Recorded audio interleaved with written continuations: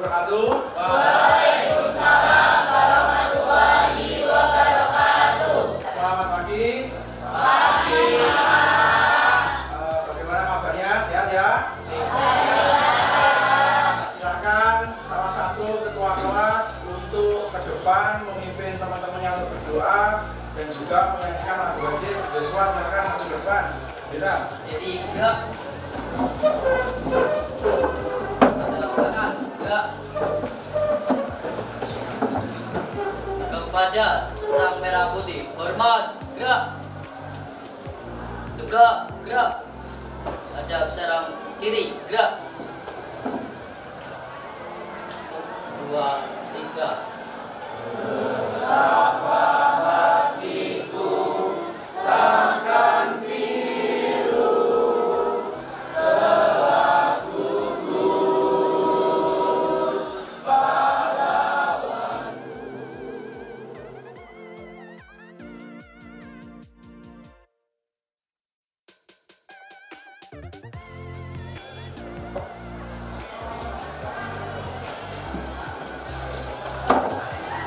Tepat 77 tahun yang lalu, 10 Oktober 1945, Bung Tomo dan juga arek-arek Surabaya serta berbagai macam stakeholder, bukan hanya orang-orang Surabaya saja, mereka merebut Surabaya dari pemerintahan sekutu, dari orang-orang Nica yang diboncengi oleh Afne. Oleh karena itu semangat-semangat seperti semangatnya Bung Tomo itu perlu kalian contoh. Itu perlu kalian contoh, kemudian kalian lakukan pada kehidupan sehari-hari. Makna pahlawan di sini bukan hanya Bung Tomo saja pahlawan di sini. Dari berbagai macam masyarakat, golongan masyarakat, seperti ada petani, para pedagang, dan juga para santri-santri yang ada di Jawa Timur itu membantu. Ini bukan masalah Surabaya saja, tapi masalah nasional, masalah Indonesia. Kedaulatan kita diusir oleh orang asing. Ya. Dari situ kalian harus benar-benar melihat dan juga memahami, memaknai para pahlawan itu. Hampir sama seperti Bung Tomo dan juga beberapa orang di sekitar kalian pun juga ada pahlawan. Orang yang berpengaruh kepada kalian, orang tuamu, bapak ibu gurumu itu juga semuanya adalah suatu pahlawan. Ingat pesan dari Bung Tomo. Sedikit lawan berbanyak kawan. Mari kita lantunkan yel-yel kita. Jas merah, jas merah, jas merah. Jangan sekali-kali lupakan sejarah.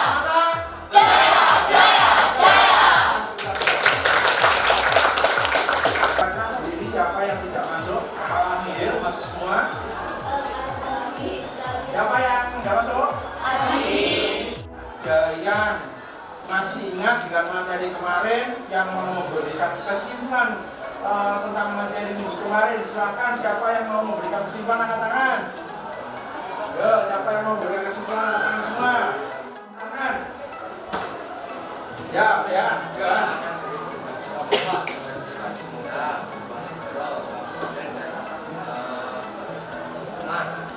Umar, Imam Bonjol, Diponegoro, sama siapa lagi? Gusti Jelante, oke, tepuk tangan. Nah ini aja kita, ayo tangan. Jadi saya menambahkan, yaitu dengan semangat pantang menyerah yang dilakukan oleh tokoh-tokoh pahlawan melawan kolonialisme Belanda sebelum abad ke-20. Akan tetapi, perjuangan tersebut belum mampu menghancurkan dominasi pemerintahan kolonialisme Belanda. Seperti itu. Betul. Yo, siapa yang mau bertanya? Nah, silakan, Farel. Bagaimana penerapan taktik stop ini dan juga dampaknya? Bagaimana taktik Senuk Bordronye? Senuk Bordronye itu siapa atau sebenarnya orang dari mana toh? Nih, ya Sinta ini coba. Izin menjawab dari pertanyaannya. Jadi Senok Bordronye menyarankan kepada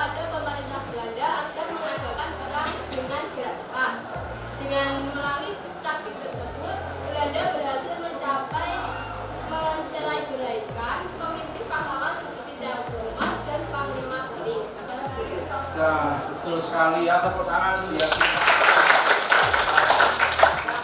Tujuan pembelajaran pada hari ini adalah kalian menjelaskan tentang dampak-dampak dari penjajahan bangsa Eropa. Ini kira-kira jalur Pantura ini siapa yang membuat?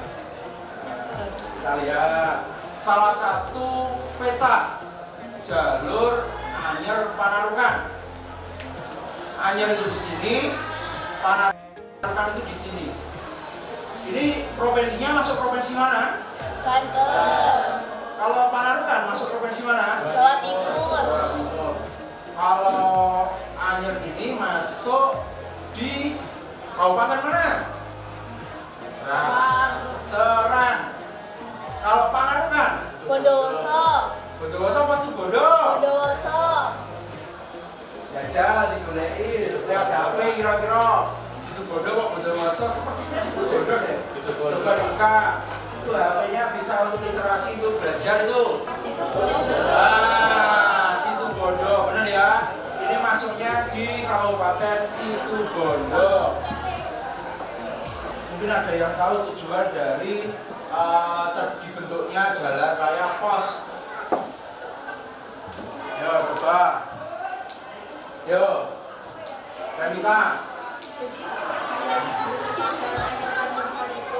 Pertama, sebagai sarana transportasi pemerintahan kolonialisme Belanda. Yang kedua, mengangkut berbagai hasil bumi yang dihasilkan oleh Indonesia dimusnahkan kepada Belanda. Dan yang ketiga yaitu Untuk benteng pertahanan sekali ya. Tepuk tangan untuk Remita. Jalur Anyer Panarukan itu sebagai katalisator pudarnya sistem feodal di Indonesia, ya. Maaf, bukan di Indonesia, di Nusantara, di Hindia Belanda. Jadi sistem feodal yang seperti apa? Sistem feodal di mana masyarakat daerah itu masih mempercayai golongan-golongan bangsawan, kemudian pemilik tanah berdasarkan itu, ya. Adanya stratifikasi yang menempel. Masih ada stereotip di dalam pribadi seseorang, ya. Sistem itu mulai hilang dengan adanya jalur ini karena banyak daerah sudah mulai terbuka seperti saat ini kan. Jalur kita kan sudah sangat terbuka sekali, terutama ada yang namanya globalisasi, ya. Dulu aja ada jalan terbukanya seperti itu, tapi apakah benar Denles membuat jalur Anyer Panarukan yang panjangnya 1.000 km itu dalam waktu 3 tahun? Ayo, ini gambarnya siapa? Kenapa dibuat patung antara Denles dan juga Pangeran Cornel?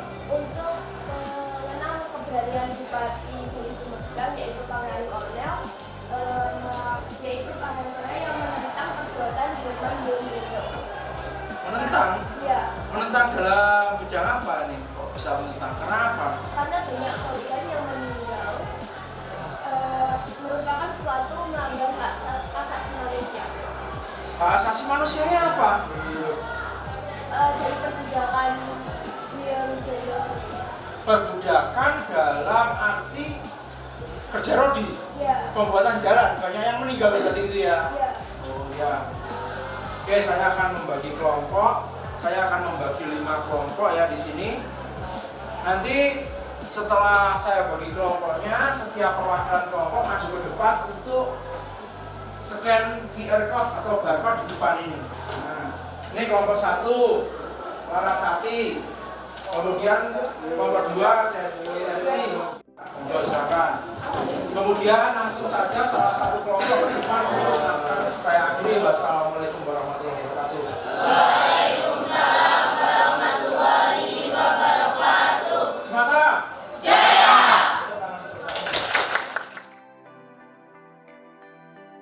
Nah, coba diperlihatkan, ya. Coba diperlihatkan semua. Ya kelompoknya Nabiga dapat apa? Sama budaya sampean Remita. Sama pendidikan. Pendidikan. Ini saya memberikan RKPD pada kalian.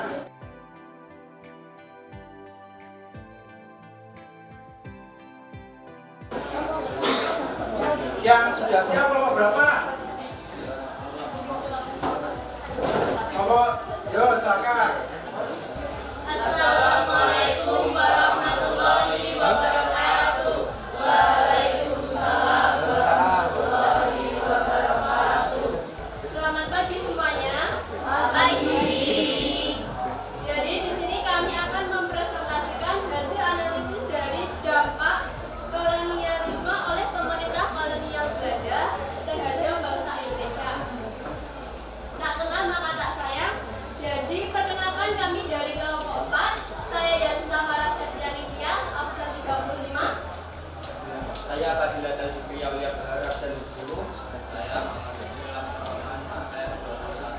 Saya Fendi Sabriani Drama, absen 12.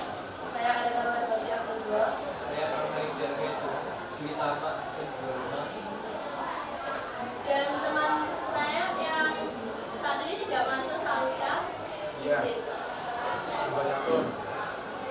Oke, jadi salah satu dampak dari kolonialisme oleh bangsa Barat terhadap bangsa Indonesia adalah terjadinya pergeseran perekonomian dari pertanian menjadi industri perkebunan. Pergeseran di sini yang dimaksud adalah pada masa kolonial Belanda banyak terdapat lahan-lahan pertanian menjadi perkebunan. Salah satunya adalah perkebunan tebu. Kira-kira teman-teman pasti bisa menyimpulkan dari penjelasan kita tadi. Kira-kira siapa yang bisa menyimpulkan? Siapa yang bisa menyimpulkan angkat tangan? Nah itu. Punya. Ya. Sebutkan nama dan nomor absen. Perkenalkan, nama saya Dianita Rikulul Aulia, absen 8. Jadi, di sini saya akan menyimpulkan dari hasil analisis kelompok 4. Kesimpulannya yaitu, pabrik gula adalah saksi sejarah perkembangan ekonomi industri gula yang banyak memberikan keuntungan tidak hanya pada pemerintah kolonial Hindia Belanda di Jawa, tetapi juga pemerintah Republik Indonesia setelah kemerdekaan. Terima kasih. Ya. Banyak sekali pertanyaan dari Ibu. Cukup sekian presentasi dari kami. Jika ada kata atau perkataan yang kurang berkenan, mohon dimaafkan. Pergi sendirian tanpa kekasih. Cukup sekian dan terima kasih. Wassalamualaikum warahmatullahi wabarakatuh. Waalaikumsalam warahmatullahi wabarakatuh. Assalamualaikum warahmatullahi wabarakatuh. Waalaikumsalam warahmatullahi wabarakatuh. Itu adalah sebelumnya ada orang-orang Belanda yang tinggal di Indonesia membawa kebudayaan mereka yang kemudian terakulturasi dengan budaya Indonesia, terutama budaya Jawa. Akulturasi inilah yang disebut dengan budaya Inggris. Contohnya itu ada jamuan makan. Saya adalah seperti kita tahu bahwa di Indonesia dijajah oleh Belanda selama 350 tahun. Lamanya itu banyak budaya Belanda yang masuk ke Indonesia atau budaya hasil akulturasi dari Indonesia dan Belanda yang masih terasa sampai saat ini. Mohon izin jawab untuk pertanyaan dari rekan-rekan. Contoh budaya akulturasi dari Belanda dan Indonesia yang masih terasa saat ini itu seperti tersebarnya agama Kristen dan Katolik. Wassalamualaikum Warahmatullahi wabarakatuh. Waalaikumsalam. Siapa yang mau menyimpulkan? Yo silakan. Yang mau menyimpulkan siapa? Angkat tangan. Yo silakan. Baik, kesimpulan dari Ya saya. sudah, ya sudah. Kesimpulannya itu pasti berbagai kebijakan yang telah dikerjakan berbagai bangsa-bangsa itu pasti memberikan dampak positif dan negatif, baik dalam bidang sosial, budaya maupun pendidikan bangsa Indonesia. Oleh karena itu, dampak negatif penjajahan bangsa-bangsa Eropa dapat menjadi pembelajaran bagi kita. Sedangkan untuk dampak positifnya dapat dimanfaatkan untuk memperbaiki kehidupan bangsa Indonesia pada masa kita mempelajari tentang Sumpah Pemuda, gitu ya. Kalian pelajari nanti di rumah tentang Sumpah Pemuda. Semoga nanti pembelajaran ke depan itu lebih menyenangkan lagi. Amin. Ayo, sampean mau doa penutup, silakan masuk ke depan. Terima kasih, silakan untuk kembali. Saya akhiri, wassalamualaikum warahmatullahi wabarakatuh. Waalaikumsalam warahmatullahi